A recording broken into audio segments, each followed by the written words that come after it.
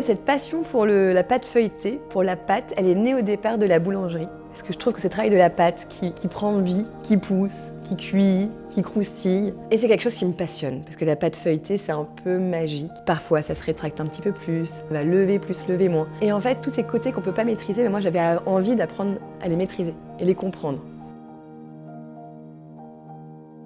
Les 5 sens, ils sont importants au moment de la dégustation, mais pas que. Ils sont importants au moment du travail de la pâte. On va regarder si la pâte, elle est assez pétrie. On va voir s'il y a une belle élasticité. Ensuite, on a l'ouïe aussi. Dans le batteur, on va sentir, on va écouter si la pâte, elle claque un petit peu. À l'oreille, on sait quand elle est prête. Ensuite, évidemment, il y a l'odorat. Quand on sort du four, on sait que c'est cuit. Même avant de sortir du four, on sent que c'est cuit. Le toucher, là, on sent la pâte. Quand on commence à donner les tours à la pâte, on sent cette élasticité, on sent quand elle est bonne à travailler ou quand, justement, il faut être patient et la remettre au froid.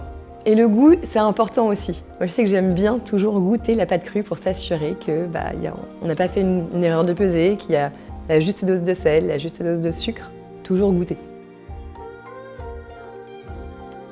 Si on part du produit comme point de départ de la création, là on va partir d'un ingrédient, donc ça peut être une pomme, une poire, du chocolat, même simplement du beurre ou de la farine. Chaque choix de matière première est important.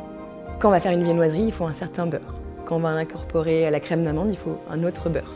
C'est important de sélectionner les matières premières en fonction de la cuisson qu'ils vont avoir, du travail qu'on va pouvoir en faire. Il y a le confort de travail qui est important. Travailler une pâte de façon confortable nous permet d'en faire une très belle pâte, avec quelque chose qui va être régulier, où on va avoir envie d'aller au bout des choses.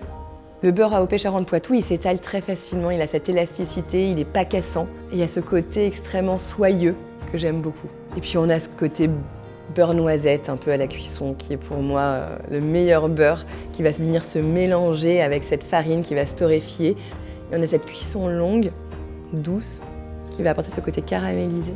Et le beurre Charentes-Poitou AOP a un point de fusion qui est élevé.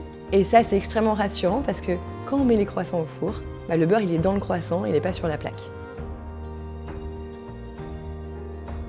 Dans une boulangerie, dans une pâtisserie, maintenant les croissants sont beaux, ils sont mis en valeur, il y a des couleurs, on a des formes différentes, on a des garnitures différentes avec des fruits, de la crème, du chocolat, du cacao, de la noisette. C'est presque un dessert à part entière. Et de plus en plus, on a cette créativité, on a cette remise en question et puis le choix des matières premières est important, la façon dont on va les travailler. Donc le beurre, le blé et les graines représentent tout le choix que je fais au quotidien dans mes matières premières. Et j'ai eu la chance d'avoir passé du temps avec ces éleveurs, de voir comment ils nourrissent leurs animaux, comment ils les élèvent. Et tout ça, c'est inspirant aussi. C'est bien d'avoir un bon produit, mais il faut pouvoir le répéter. Et là, il y a la transmission. Transmettre à ses équipes et puis transmettre le geste, transmettre l'amour du produit et comment on choisit des produits. Pourquoi je choisis cet ingrédient, pourquoi je le travaille de cette façon, ça a un sens et ça, il faut le transmettre.